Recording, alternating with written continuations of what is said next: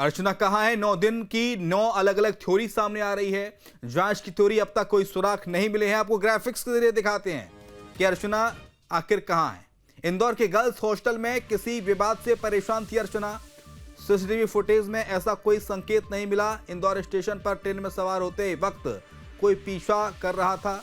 अभी तक इसको लेकर भी कोई जानकारी नहीं मिली है, कोई सुराग नहीं मिला है। इंदौर से भोपाल के बीच किसी मुसाफिर के साथ कहासुनी हुई, कोई टेंशन हुई, ऐसी कोई शिकायत नहीं मिली है। जीआरपी ने भी खुलासा नहीं किया कुछ। भोपाल स्टेशन पर रात 10:16 पर चाची से बात की थी। क्या तनाव में थी चाची ने पुलिस को तनाव जैसी कोई जानकारी नहीं दी कि अर्चना तनाव में थी, फोन पे बात कर रही थी तो डिप्रेस लग रही थी, या कोई हड़बड़ाहट में बात कर रही थी, या उसका बात करने का मन नहीं था, उसके दिमाग में कुछ चल रहा था, ऐसी कोई जानकारी नहीं मिली है। भोपाल से कटनी के बीच अर्चना के साथ कोई अनहोनी हुई है क्या? लेकिन पुलिस, जीआरपी अब तक कोई सुराग नहीं निकाल पाई है। नर्मदापुरम रेलवे स्टेशन के पास रात करीब 11:26 पर फोन ऑफ हो गया। नर्मदा में गिरी अर्चना, मोबाइल डिस्चार्ज हुआ या हादसा, कुछ पता है? नहीं पता। अर्चना नर्मदा में गिरी होती तो पता चलता, या कोई हादसा अब तक हुआ होता तो पुलिस की टीम उसका पता लगाती, कुछ ना कुछ सुराग मिलता। कोई क्लू पुलिस के पास अब तक नहीं है।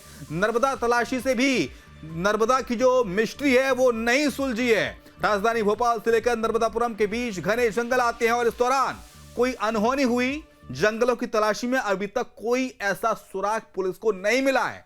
क्या चलती ट्रेन से किसी ने अर्चना को जबरन अगवा कर लिया, धक्का दे दिया? अर्चना के साथ किसी तरह का कोई सुराग नहीं मिला। इस तरह का पुलिस के पास अर्चना को लेकर जोर दबस्ती की शिकायत किसी पैसेंजर ने नहीं की।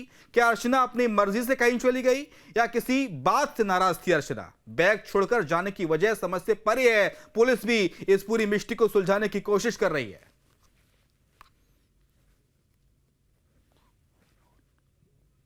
और सीधे आपको भोपाल लिए चलते हैं। अंकित श्रीवास्तव इस वक्त हमें ज्वाइन कर रहे हैं राजधानी भोपाल से। अंकित, 9 दिन 9 अलग थ्योरी, लेकिन पुलिस के हाथ 0 बटे सन्नाटा, कुछ नहीं मिला अब तक। कहां है अर्चना? जमीन खा गई, आसमान निकल गया, कोई जानकारी नहीं। जी बिल्कुल शिवम जी, अगर हम बात कहें तो अर्चना तिवारी जो कि इंदौर से चली थी और नर्मदा एक्सप्रेस ट्रेन यानी कि बिलासपुर ट्रेन में बैठी थी, कटनी उसको उतरना था, रहस्यमयी तरीके से गायब हो जाती है और पुलिस के हाथ अभी तक कोई भी सुराग नहीं लगता है। क्योंकि जब वो इंदौर से अपनी यात्रा प्रारंभ करती है कटनी के लिए तो उसका मोबाइल जो है भोपाल के बाद बंद हो जाता है।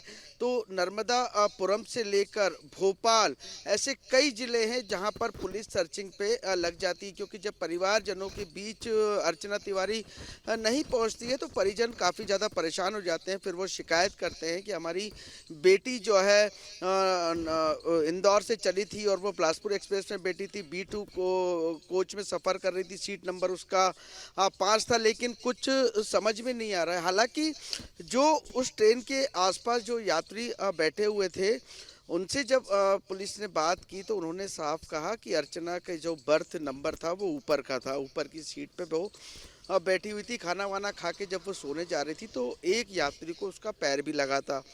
पैर लगने पर जो है अर्चना ने उस व्यक्ति से माफ़ी भी मांगी। उसके बाद वो बाथरूम के लिए गई लेकिन फिर वापस नहीं आई।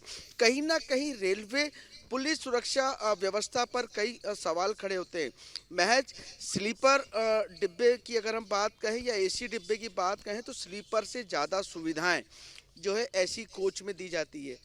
क्योंकि वहाँ पर रेलवे के वॉलेंटियर लगातार जो है उस एक डब्बे की सर्विस में लगे रहते हैं। जैसे कि 2 वॉलेंटियर उसमें तैनात किए जाते हैं जो कि यात्रियों को जो उन्हें सुविधा चाहिए, जैसे चादर की सुविधा हो गई, कंबल की सुविधा हो गई, तकिए की सुविधा हो गई, ये AC कोच में सफ़र करने वाले यात्रियों को मिलते हैं। और इसके लिए जो है 2 वॉलेंटियर तैनात किए जाते हैं। यदि अर्चना बाथरूम गई होगी और उसके बाद वो अपनी सीट पे वापस नहीं लौटी, गायब हो गई, तो कुछ भी हो सकता है, लेकिन वहाँ पर वॉलेंटियर क्यों नहीं थे? एक बड़ा सवाल खड़ा होता है कि अगर अर्चना के साथ कोई घटना घटित हुई होती तो वॉलेंटियर बता देते, लेकिन जब पुलिस ने पूछताछ की तो वॉलेंटियरों के भी मुंह बंद रहे, वॉलेंटियरों ने भी कुछ नहीं बताया।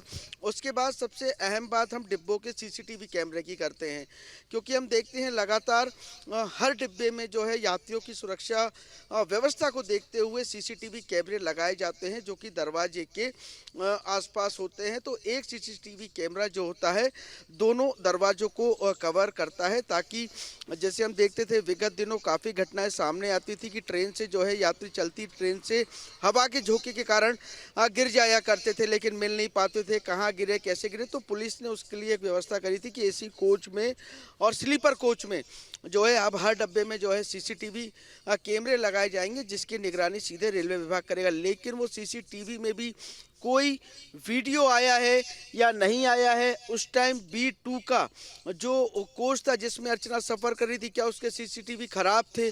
ऐसे कई सवाल जो है रेलवे विभाग, मतलब हम केवल पुलिस की बात नहीं कर रहे, जो जो इसमें अधिकृत जैसे सीसीटीवी विभाग अलग होगा, रेलवे में जो वॉलेंटियर रहते हैं, जो आएंगे आपके पास, लौटूंगा अंकित। आशीष समय ज्वाइन कर रहे हैं इंदौर से, आशीष के पास ले चलते हैं। आशीष इंदौर से हैं और इंदौर वही शहर है जहां से अर्चना तिवारी नर्मदापुरम एक्सप्रेस में सफर करने के लिए ट्रेन में चढ़ी थी इंदौर स्टेशन से। आशीष, कुछ क्लू मिल पाया है कि आपको क्या अर्चना के दोस्तों से आपने बात की, कुछ पता चला? क्या मानसिक अवसाद में तो नहीं थी अर्चना?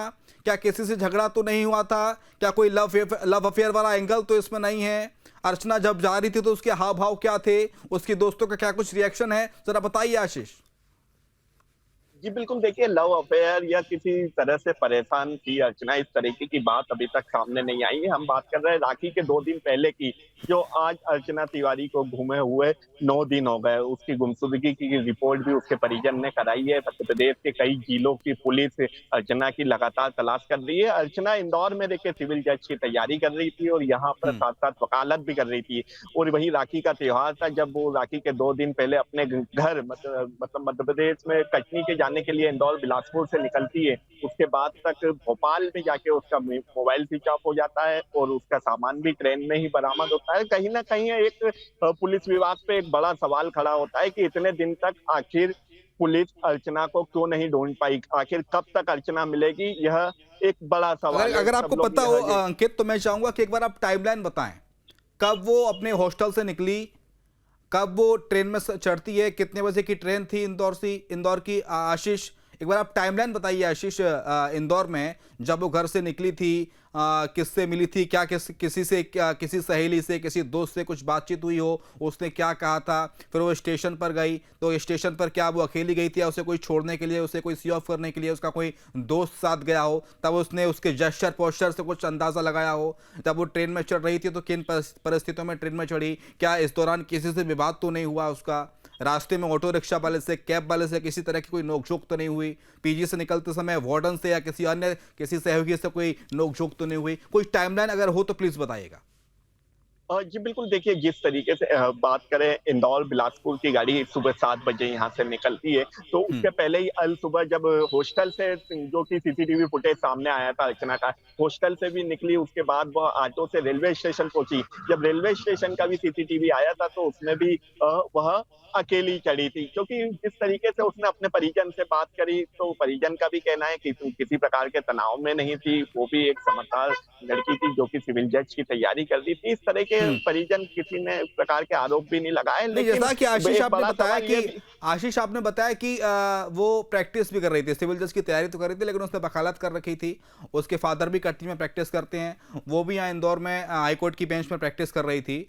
किस चीज में डील करती थी अर्चना, और क्या कोई थ्रेट तो उसे नहीं था? क्योंकि आमतौर पर हम देखते हैं कि वकीलों को धमकियां वगैरह काफी मिलती रहती हैं, तो उसे कोई थ्रेट तो नहीं था किसी व्यक्ति से, किसी बात को लेकर? कुछ जानकारी मिली है? बिल्कुल इस प्रकार की कोई बात अभी सामने नहीं आई है कि अर्चना को किसी प्रकार की धमकी मिली हो, या उसके परिजन ने भी इस प्रकार की कोई बात नहीं की है कि वो किसी तनाव में थी, प्रेशर में थी। लेकिन एक बड़ा सवाल यह है कि 9 दिन हो गए, अगर कोई हादसा होता या कोई घटना होती तो कहीं ना कहीं अर्चना का कुछ पता चलता, लेकिन अर्चना का अभी तक 9 दिन में पुलिस पता नहीं कर पाई। वही परिजन भी परेशान हो रहे हैं और साथ साथ दर्शकों भी जानना चाहते हैं आखिर कहाँ गई अर्चना, 9 दिन से कहाँ लापता है। भोपाल में भी उसका लास्ट टाइम उसके परिजन से बात होती है और फिर उसके बाद सीसीटीवी भी देखा जाता है। उसके बाद से अर्चना तिवारी एकदम लापता हो जाती है। तो पुलिस आखिर क्यों नहीं ढूंढ पाई? 9 दिन हो गए, अर्चना का पता कब तक पुलिस लगा पाएगी? ठीक है, अंकित के पास एक बार ले चलते हैं। अंकित, जब चाची से आखिरी बार बात हो रही थी अर्चना की, रात का समय था, तो जानकारी ये मिली है कि आशीष, जब अर्चना की बात हुई उसकी चाची से, तो उसने बताया कि वो भोपाल में है, उसने खाना वाना खा लिया, अब वो सोने जा रही है, सोने की तैयारी उसकी थी।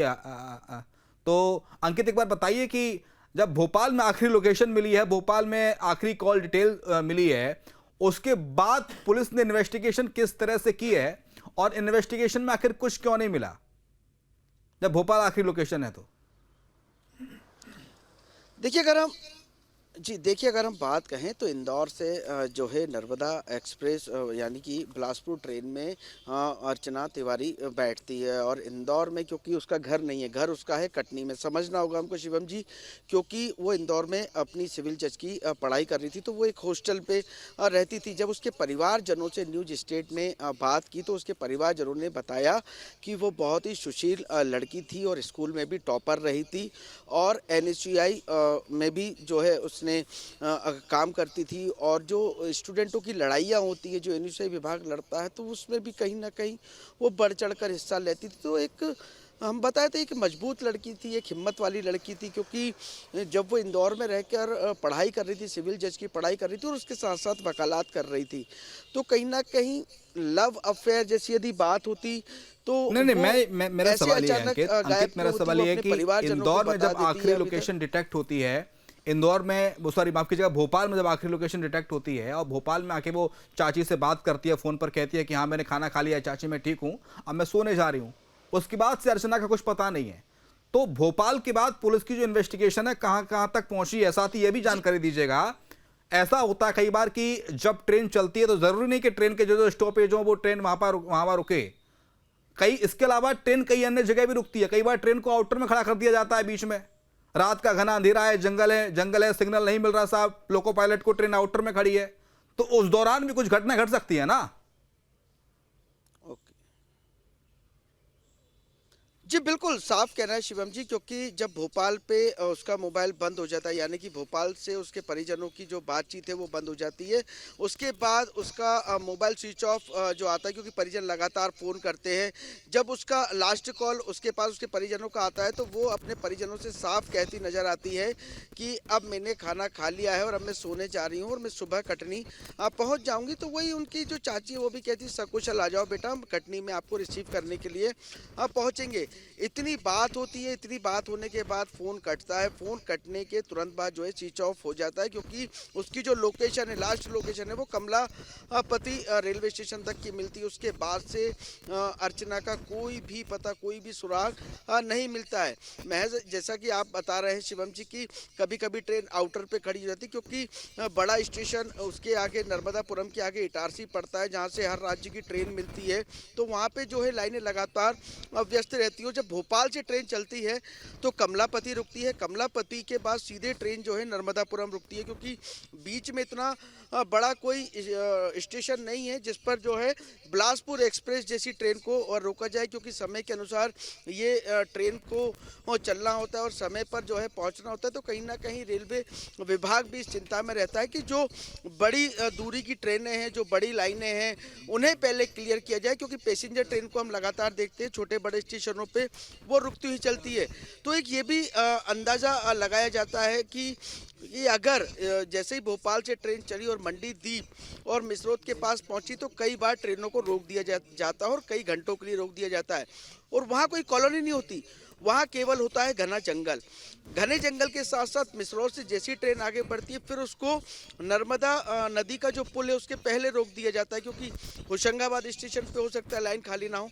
तो सच बिल्कुल अंदाज़ा लगाया जा सकता है कि कोई हादसा तो उसके साथ नहीं होगा, लेकिन SDRF NDRF की टीम लगातार सर्चिंग कर रही है और भोपाल से लेकर होशंगाबाद तक जो है 8 टीमें इसमें गठित की गई हैं, जिसमें पुलिस विभाग जो है जंगल की छानबीन कर रही है और एसडीआरएफ एनडीआरएफ जो है पानी में उतरी। यानी कि अगर हम बात कहें तो ज़मीन से लेकर जंगल तक जो है पुलिस अपनी तलाश जुटाने में लगी, सुराग जुटाने में लगी। लेकिन 9 दिन हो गए। एक बड़ा सवाल जो है पुलिस विभाग पर खड़ा होता है कि 9 दिन में कोई तो सुराग उसके हाथ लगता कि अर्चना के साथ कोई हादसा हो गया है, या अर्चना ट्रेन से गिर गई है, या उसे किसी ने फेंक दिया है, या कोई घटना घटित हो गई, कुछ तो पता चलता। लेकिन अभी पुलिस ने केवल चुप्पी साधी रखी है। पुलिस अभी कुछ भी इस मामले में बताने को तैयार नहीं है, क्योंकि यदि देखिए शिवम जी, यदि अर्चना अपनी मर्जी से उतरती तो अपनी मर्जी से जैसे उतरती तो वो अपना बैग लेके जाती,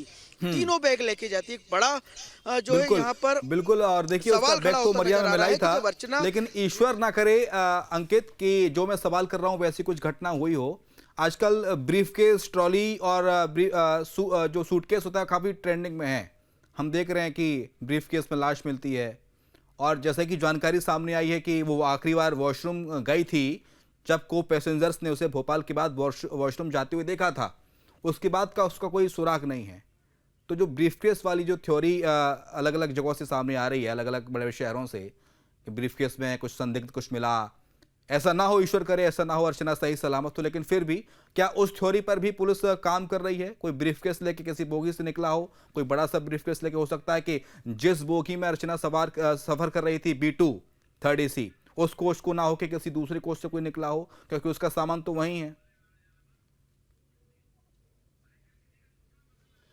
जी बिल्कुल शिवम जी, देखिए ईश्वर से हम भी यही कामना कर रहे हैं कि जो है अर्चना तिवारी जो कटनी की बेटी है और बहुत ही होनहार बेटी है, क्योंकि सिविल जज की पढ़ाई कर रही थी, भगवान उसकी रक्षा करे, उसको किसी भी तरीके की कोई तकलीफ ना हो और वो सकुशल, जहाँ पर भी हो सकुशल हो और जल्दी से अपने परिवारजनों को मिल जाए। लेकिन क्या करें, अब 9 दिन हो गए हैं तो कई जो है ख्याल मन में आते हैं। हालांकि ख्याल जो है उनके परिवार जनों के मन में भी आ रहे होंगे, लेकिन वो बयां नहीं कर पा रहे हैं, क्योंकि सूटकेस वाली जो घटना की हम बात करें तो ऐसी कई घटनाएं होती हैं। हो सकता है कोई दुश्मन हो अर्चना का जो उसको ट्रैक कर रहा हो, इंदौर से ट्रैक करके उसके बिल्कुल। साथ चल रहा हो, नजर आप बने रखिएगा इस पूरी खबर पर, अपडेट्स लगातार लेते रहेंगे। 9 दिन तो बीत गए, लेकिन पता नहीं कितने दिन और लगेंगे जब पुलिस को कोई क्लू मिल पाएगा या अर्चना अपने घर सही सलामत वापस आ पाएगी। बहुत शुक्रिया आपका अंकित। हमारे साथ आशीष थे इंदौर से। आशीष, आपका शुक्रिया तमाम सारी जानकारी देने के लिए।